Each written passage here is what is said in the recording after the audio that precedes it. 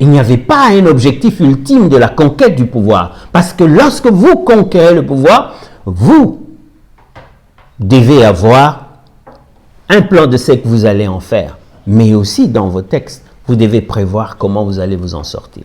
Je ne veux pas m'étaler trop longtemps sur ce que je suis en train de dire sans, n'est-ce pas, aboutir à ce qui est plus important, c'est-à-dire comment devons-nous sortir de cette crise.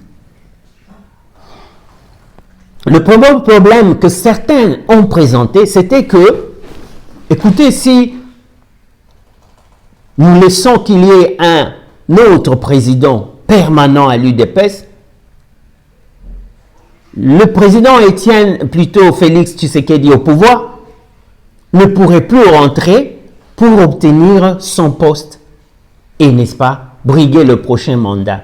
Ça, c'est ce qu'on nous a donné sur la rue. Et ça, c'est un problème aujourd'hui. L'intelligentsia de l'UDPS n'existe point. Elle n'intervient pas pour éclairer. L'intelligentsia ne peut pas se laisser diriger par la masse ou la base. Nous avons une pyramide renversée. On sait que les désidératas du peuple priment. Et c'est cela que nous devons, n'est-ce pas, arriver à le plus faire. Mais un peuple qui vous amène à votre propre péril, vous n'allez pas le suivre. Vous êtes en devoir de l'appeler, de discuter, de le convaincre et de le faire, n'est-ce pas, bouger d'un cran, c'est-à-dire d'une position fondamentalement ténébreuse à une position de lumière. Parce que si vous êtes l'intelligentsia, c'est-à-dire vous faites tourner votre caboche, votre ménage, vous posez des questions, vous amenez des hypothèses, vous analysez, vous essayez de comprendre si je prends telle position, quelles en sont les conséquences, les avantages et les désavantages, etc. Et vous venez finalement avec une stratégie, ok, je vais prendre d'abord celle-ci ou bien celle-là comme solution. Malheureusement, qu'est-ce qui se passe? On a compris qu'un discours était chaque fois rabâché. Un discours était lancé. Tout ça pourquoi? Parce que l'intelligentsia de l'UDPS n'existe point. On a des intelligences au Canada. On a des juristes qui sont de l'UDPS en Europe, France, Belgique, Angleterre et d'autres, le Benelux.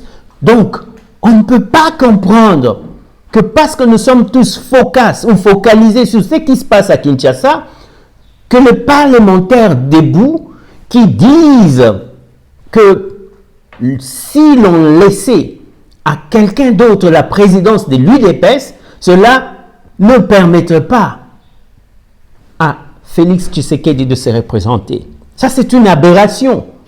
C'est une aberration même au sein même des cadres de l'UDPS. Certains l'ont cru.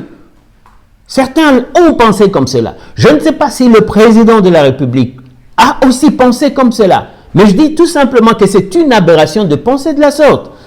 C'est incroyable que l'on puisse réfléchir de cette façon-là et se dire non, il faut que celui qui a le mandat de l'intérimaire reste là pendant 5 ans. Comme ça, il est en train de garder pour le président sa place. Et comme le président a un mandat de 5 ans, il va rentrer et il va récupérer sa place. Et comme ça, il pourra repostuler. Et en fait, en ce moment-là, il fera la passe plus tard à celui qui avait gardé son mandat.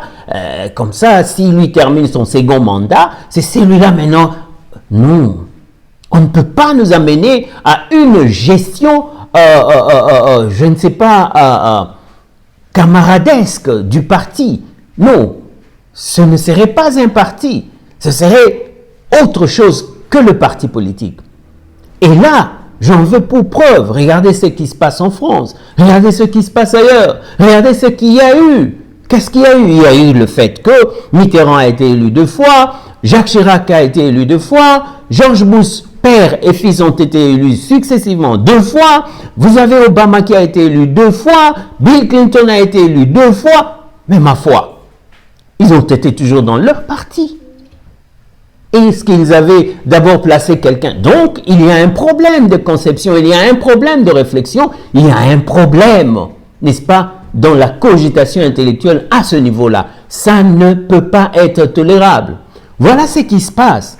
Vous devez être, ou nous devons être en mesure de rédiger un texte qui nous définit clairement que lorsque le président, n'est-ce pas, du parti, après élection au niveau du Congrès, sera élu président de la République, et que la loi au Congo ne lui permettant pas, n'est-ce pas, d'exercer la fonction ou d'être encore président de son parti politique, ce qui déjà est différent par rapport à l'Afrique du Sud. Vous avez monsieur Ramaphosa, qui est le président de la République, et tous les présidents de la République jusque-là ont été de l'ANC, ils ont toujours été dans les réunions de leur parti, et officiellement, sans se cacher, n'est-ce pas? Mais cela ne les empêche pas à être toujours le président de tous les Sud-Africains. Voilà la différence déjà qui est importante ici. Et donc, ici, nous devons comprendre que, par exemple, en France, lorsque les élections prochaines arrivent, et qu'il y avait déjà eu, ou qu'il y a eu déjà, un autre secrétaire général du PS, du Parti Socialiste Français, qui pourrait avoir un peu plus, ou bien qui a de plus en plus construit son aura, et son influence sur la population, par ses idées, par sa créativité, par son projet, etc., et qu'il y a toujours quand même un président du Parti Socialiste qui est au pouvoir, lorsque le moment arrive et que l'on doit maintenant désigner le candidat du Parti Socialiste pour les élections prochaines, eh bien, on va regarder au sein du parti. Mais vous le savez que si votre président, notre président, a déjà fait du bien, n'est-ce pas, à la population, au pays, qu'est-ce qui lui manquerait à ce que le parti le reconduise comme son candidat? Et que celui qui en ce moment-là serait président du parti va complètement désister en la faveur de celui qui est au pouvoir. D'ailleurs, c'est ça qui se passe souvent en France. Le potentiel candidat du parti qui est en ce moment-là le secrétaire général, en ce moment-là précis, lorsque les élections approchent, est en train toujours d'attendre que le président se décide s'il va aller encore une fois aux élections ou pas. Vous avez vu beaucoup de présidents toujours, n'est-ce pas, gardant le silence, le suspense pour, en fait, qu'ils le disent en leur moment propre. Ils disent, par exemple, que ce n'est pas encore les élections, laissez-moi d'abord travailler, etc. Ils disent des choses, mais le jour qu'il dit qu'il va se représenter directement au sein du parti, on va trouver que le meilleur coq, la personne la mieux indiquée, celle qui a déjà toujours, en fait, celle qui a déjà touché au pouvoir, celle qui peut mieux nous représenter nos aspirations du parti, c'est certainement celle qui est déjà au pouvoir. Mais au cas où, pour ne pas faire, n'est-ce pas, pour ne pas faire le cadeau à l'échec, c'est-à-dire si le président que nous avons a échoué, n'est-ce pas? On ne va pas défendre aux autres membres du parti, n'est-ce pas, de se représenter, d'aller là-bas aussi et de se battre. Et si lui, en tant que président, donne sa candidature et qu'il y a une autre candidature au sein du parti, pour éviter le miettement, la déchirure du parti, les deux vont se retrouver. Et généralement, il n'y a jamais eu deux candidats. Et en ce moment-là, il y aura le congrès qui se tiendra pour, n'est-ce pas, désigner le candidat du parti pour les élections présidentielles. Et ce candidat-là, n'est-ce pas, qui sera désigné, le parti va, du coup, ça doit être même couché dans les statuts, doit se prononcer sur son candidat passé. Devons-nous, n'est-ce pas, le considérer toujours ou pas? Et lorsque cela sera dit, il n'y aura pas de problème. Donc ça, à mon avis, c'était une aberration d'amener dans la population l'idée que, n'est-ce pas, Kabound est là en train de garder le mandat du président. Comme ça, prochainement, ceux qui veulent devenir aussi des présidents de l'UDPS ne puissent pas faire frein au président Félix de se représenter. Non, pas du tout. Il faudra que les textes nous aident et soient très bien clair et clarifié. On n'invente pas la roue.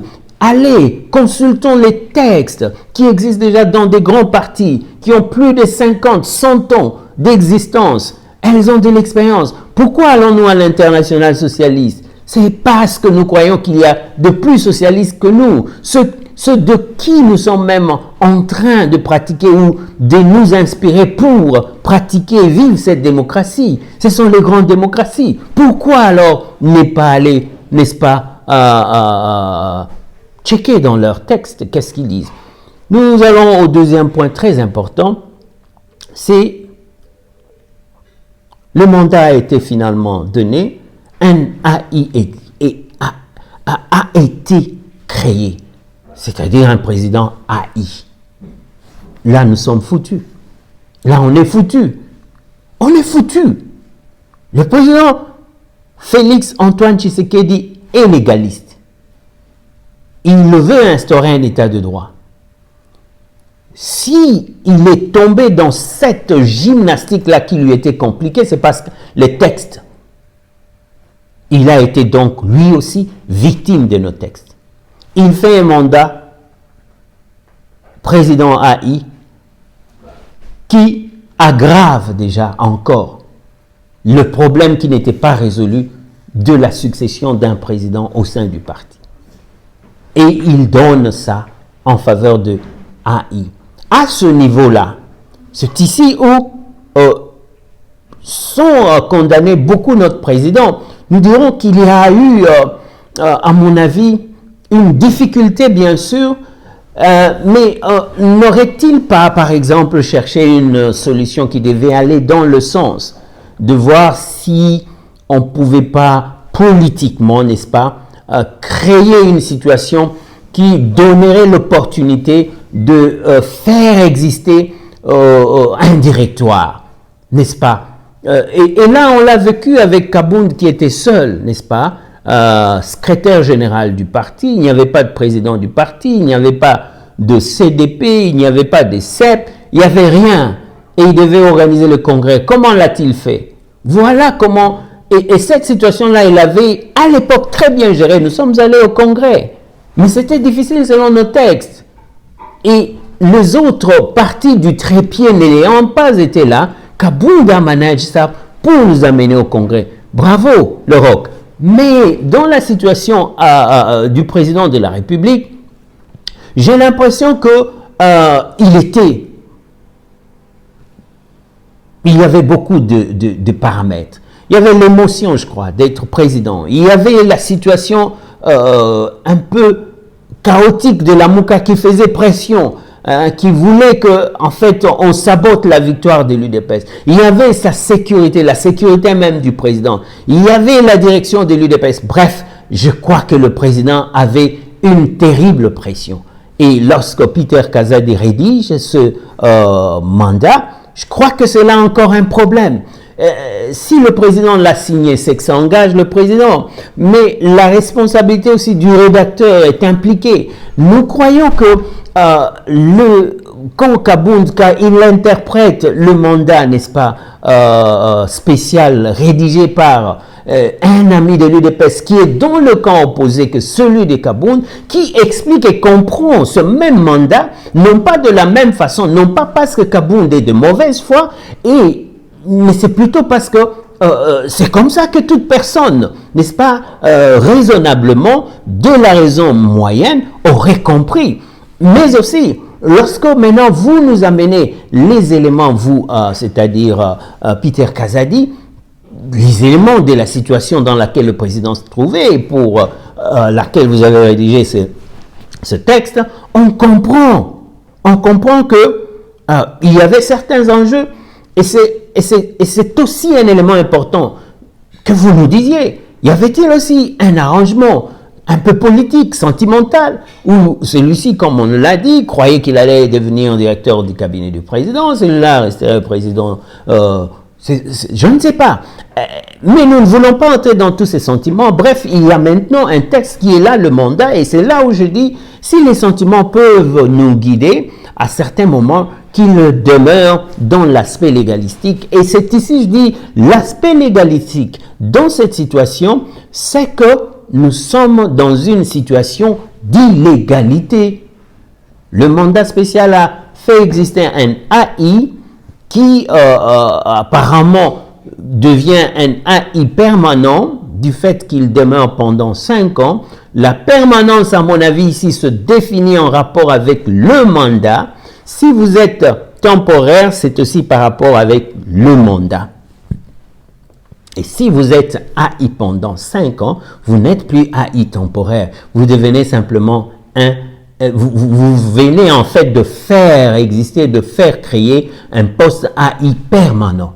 Et on pourrait même s'en servir de jurisprudence pour, n'est-ce pas, dire que, bon, la fois passée, nous avions cette situation, pourquoi n'admettrait-on pas que d'autres puissent aussi l'expérimenter? Donc, il nous faut résoudre cette question en supprimant ce poste. L'autre côté, le directoire s'est constitué, ce n'est pas moi qui le dis, des commentaires fusent ça et là, comme quoi tout ce qui devait être là pour que le vote se fasse et qu'on élise M. Nkwenda n'était pas là. Voilà la difficulté encore. Donc, mais est-ce que le ministère de l'Intérieur verrait ou viendrait pour dire qu'il y a une entorse au cours de vos élections pour que je ne puisse pas accepter que vous n'êtes pas un directoire? Non. Le ministère, lui, sait qu'il y a toujours des écarts entre la pratique électorale et tout ça. Il y a des problèmes qui peuvent arriver, mais à partir du moment, c'est un peu comme on a élu le président Tshisekedi, il y avait déjà des problèmes. Kabound était seul et il n'y avait pas deux autres. Alors, le Congrès nous a quand même donné un président. Le ministère de l'Intérieur ne viendra pas voir cet aspect-là du fait qu'il n'y avait pas... Non, il sait qu'il y a un président du Congrès, un président de l'UDPS élu pointré. Est-ce qu'il y a un poste de président? Est-ce qu'il est occupé? Oui.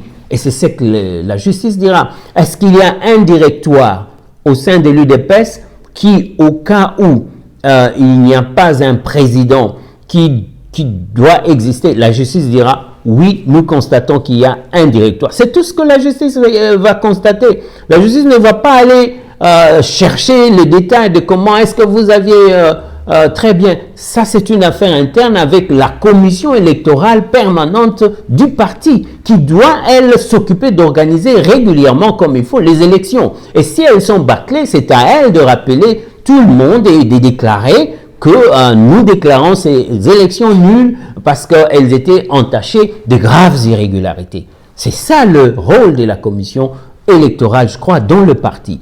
Mais la justice, le ministère de l'Affaires intérieures ne verraient pas toutes ces choses-là. Donc, si on demande finalement, ok, celui-ci vient, lui, il s'appelle secrétaire général AI. On va regarder dans nos statuts. Est-ce qu'il y a un poste de secrétaire général AI du parti? S'il n'y en a pas, on ne va pas considérer. C'est illégal, ce n'est pas fondé, ce n'est pas ce que vos statuts disent. Vous êtes vous-même en porte-à-faux et en opposition à vos propres statuts. Tout comme le poste de président AI, ce serait, ou c'est tout simplement aussi un poste qui est en porte-à-faux avec nos statuts de l'UDPS. Voilà la vérité. Donc, étant à ce stade-là, que devons-nous faire? Nous devons oublier qu'il y a une gestion des ambitions, qu'il y a ceci, nous devons fixer la chose. Voici ce que nous proposons. Aujourd'hui, c'est bel et bien le 14 juin 2020. Si vous pouvez donner à l'UDPS un cadeau ce 30 juin à l'occasion de la 60e année de l'accession de la République démocratique du Congo à la souveraineté internationale, eh bien, nous dirons bravo. Nous vous en serons complètement reconnaissants. D'autant plus que l'UDPS, plus que d'autres fois, a aujourd'hui besoin d'être plus fort que jamais afin de soutenir son président qui est pris comme d'habitude, depuis qu'il est devenu président de cette République, dans des combats interminés, interminables. Il est un homme, je dirais, fortement blindé psychologiquement et je crois que sa foi dans le Seigneur Jésus-Christ est en train de l'aider beaucoup.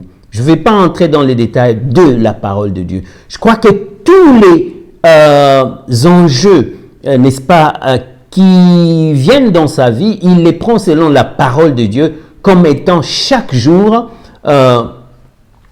des moments de combat qui lui permettent de mener ses combats. Et comme il va dans ces combats et les gagne, il va donc des victoires à un combat plus grand, supérieur, et ainsi il a une gloire par rapport à cette première victoire. Et comme il va à un combat plus grand, parce que les combats, lorsqu'on les mène contre quelqu'un, ils sont en train de monter d'étage supérieur en étage supérieur. Il va maintenant dans un combat plus différent que le premier et plus grand. À ce moment-là, il va d'une gloire à une gloire plus grande encore. Et je le dis parce que ce n'est pas possible. Dans un laps de temps aussi petit que court qui existe, n'est-ce pas? Quelqu'un perd au moins 5, 7, 8 personnes, membres de sa famille, à la fois biologiques, mais aussi politiques, des amis personnels. Et pendant ce temps, criblé par le FCC, n'est-ce pas? Criblé par des questions politiques, criblé par la crise profonde économique, la crise sécuritaire. Un autre, à sa place, démissionnerait. Mais de quoi a-t-il besoin? De quoi a-t-il besoin en ce moment-là? Il ne faudrait pas qu'il soit un homme seul, comme les gens le disent. J'ai entendu des gens qui développent les idées selon lesquelles Félix est l'homme seul. Non! Que fait l'UDPS? L'UDPS n'a pas le droit, en ce moment précis, d'être distant par sa désignation, qu'elle ait été causée ou pas, par erreur, par volonté ou pas, par le président lui-même ou pas. L'UDPS doit se muer à l'étape de sa propre maturité et prendre ses problèmes en charge. L'UDPS qui prêche que Étienne Tshisekedi leur a dit, prenez-vous en charge.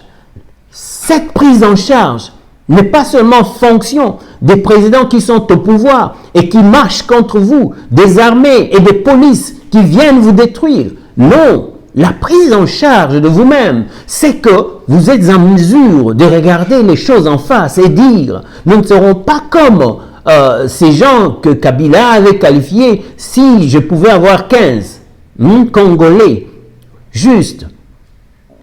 Non, nous ne devons pas arriver à cette situation-là. C'est comme si Félix est en train de regarder et dire, si je pouvais avoir seulement 2 personnes à l'UDPS, capables, n'est-ce pas, de bien gérer ce parti et me soutenir. Il n'a pas ce soutien. Il n'en a pas. Au contraire, l'UDPS le vêtit de honte à cause de tout ce que nous ne cessons de le cribler avec. C'est-à-dire, c'est un parti de non-violence et vous comprenez que les gens soient là en train de faire du vandalisme, de la violence, de la barbarie entre eux-mêmes. Ceux-ci appelant des policiers, ceux-là amenant qui ils veulent, s'attaquant les uns les autres, se blessant mutuellement. Les gens d'une même famille, s'éclamant tous de ce même Félix Tshisekedi. Moi, je vais vous abandonner si je suis Félix Tshisekedi. Je dirais non, je ne vous reconnais pas, je suis plus de l'UDPS. Et cela se fait par des grandes personnes, par des gens qui sont, n'est-ce pas, éduqués, qui sont à la cause de tout cela. Voilà pourquoi nous sommons l'UDPS aujourd'hui à cesser tout ce qu'elle est en train de faire, c'est-à-dire toute affaire cessante, aller tout droit à la réunification de l'UDPS. C'est une exigence capitale, essentielle et vitale. En ce que nous savons que lorsque nous nous réunirons, rien ne sera plus comme avant. C'est-à-dire nous vous donnons les suggestions ci-après, à prendre ou à laisser. Mais je sais que vous les prendrez, parce que c'est très intéressant et alléchant. Je ne sais pas cette tête Béléchaï, je l'en félicite sur ce qu'il a proposé. Mais je crois que tout le monde peut toujours proposer. S'il y a déjà une médiation en cours, s'il y a déjà quelque chose d'important de capital qui se fait pour que l'UDPS se solidifie, se solidarise, redevienne un fort. Chapeau bas. Mais s'il n'y en a pas, nous avons aussi part, en tant que membres de l'UDPS, à participer à la bonne direction, à la direction du parti, article 6 de nos statuts. C'est pourquoi je propose, il y a deux camps que j'appellerais ici des belligérants, malheureusement. Et Étienne Tshisekedi n'a jamais été un belligérant, mais vous l'avez été, parce que les membres de vos deux factions, de vos deux composantes se sont battus. Donc, vous êtes le chef de file des belligérants. Je vous respecte, mais c'est tout ce que je peux dire pour le moment. Mais pour vous donner plus de respect, je vous dis simplement les présidents de certains courants de pensée dans l'UDPS. Il y a le courant A et le courant B. Voici, il est le 14 aujourd'hui. Dans 4 jours ou 5 jours, nous vous proposons que chaque camp, chaque courant, le courant A désigne 5 personnes, le courant B désigne 5 personnes. Ces personnes ou ces personnalités seront la première personnalité, quelqu'un qui a fait le droit, la deuxième, une femme, la troisième, un jeune, la quatrième, un vieux, la cinquième, une personne neutre. Celui-ci donne, celui-là donne, ça fait 10. Et c'est ça le clou de la médiation. Ces gens-là vont se rencontrer. Ils vont examiner tous les éléments qui font partie de la crise aujourd'hui. Et les possibilités vont suggérer comment on peut résoudre. Et ils vont aller dans les deux camps, respectivement, pour proposer. Et chaque camp devra enrichir les propositions de ces 10 personnes. Et lorsque ces deux camps auront enrichi, on sera, comme on le fait dans une médiation, en train, n'est-ce pas, d'élaguer les points qui sont communs. On dit, ok, celui-ci a dit ceci, celui-là a dit. Donc, nous prenons, nous retenons. Celui-ci a dit ceci, nous retenons, c'est bon. Celui-ci. Et puis, s'il y a des points où il n'y a pas de conciliation, en ce moment-là, il faudrait qu'un seul membre de chaque camp, n'est-ce pas, des différents protagonistes, viennent avec l'autre. Que chaque camp désigne une seule personne. Et que les deux là se rencontrent en présence des 10 médiateurs qu'ils disent et qu'ils discutent maintenant face à face. Voici si nous faisons ça, le problème que nous aurons c'est ceci, cela. Voici si moi je laisse ça, c'est ça. Ils vont discuter et cela ce sera, n'est-ce pas, j'ai dit déjà que les 18 on désigne, le 20 ils se rencontrent, ce sont des rencontres sans stop, non stop. Le 22 ils discutent, le 23 ils discutent, le 25 ils discutent. Et le 26, tous les camps maintenant, les 10 médiateurs, 5 personnes de chaque camp des protagonistes se rencontrent, ça fait 20, et il coule par les juristes qui seront en présence un texte qui va déjà nous aider à élaguer, n'est-ce pas, les problèmes que nous avons. Et ce texte-là devra résoudre la question pertinente de président de l'UDPS qui part. Ils devront consulter les différents statuts et constitutions qui existent dans les partis les plus connus du monde. Ça, c'est un élément majeur et capital. J'ai dit, nous ne réinventons pas la roue. Autre élément essentiel et particulier. Avant, c'est-à-dire d'aujourd'hui jusqu'au 18, cela devra être, ou plutôt à partir du 18 jusqu'au jour, à partir du moment où ils installent, n'est-ce pas, les discussions sur la médiation, nous devrons considérer que tout est en cessez-le-feu. Cessez-le-feu, c'est-à-dire le directoire tombe, le président AI tombe, le secrétaire général AI tombe. Nous n'avons pas besoin de ce qui n'est pas bien fait. Nous voulons rentrer à la légalité. Nous devons prouver que l'état de droit que nous prêchons est une réalité déjà chez nous-mêmes. Nous ne devrons pas être comme des pasteurs qui disent, n'est-ce pas, faites ce que je vous dis, mais ne faites pas ce que je fais. Nous devons être en mesure de dire, faites ce que je vous dis et ce que je fais. Donc, nous devons prêcher par l'exemple en évitant d'être comme des tombeaux blanchis dont l'intérieur est fait des ossements, n'est-ce pas? Et c'est cela qui est très important pour nous aujourd'hui. Enfin, pendant le cessez-le-feu, il n'y a pas de déclaration d'un camp contre l'autre, il n'y a pas de situation belliqueuse. Les belligérants, entre guillemets, c'est comme ça que nous vous appelons, devront être astreints à la, n'est-ce pas, à la 16. Donc, ils ne devront rien dire, rien faire pour ni des provocateurs, ni quoi que ce soit. Et enfin, le 30 juin, nous attendons la fumée blanche qui devra sortir de vos rencontres, de nous dire, après tous vos arrangements, que nous avons décidé que l'UDPS sera dirigé désormais par un directoire, et de ce directoire, en principe, celui-ci, c'est le président, qui était le président, c'est celui-ci qui était celui-là, et vous allez, n'est-ce pas, selon nos statuts, recouvrer les tâches qui sont, n'est-ce pas, les tâches qui sont dévolues à chacun de vous. Voilà ce que nous proposons comme sortie de crise pour l'UDPS. Nous en avons très besoin et cela est d'une urgence capitale. Nous vous remercions.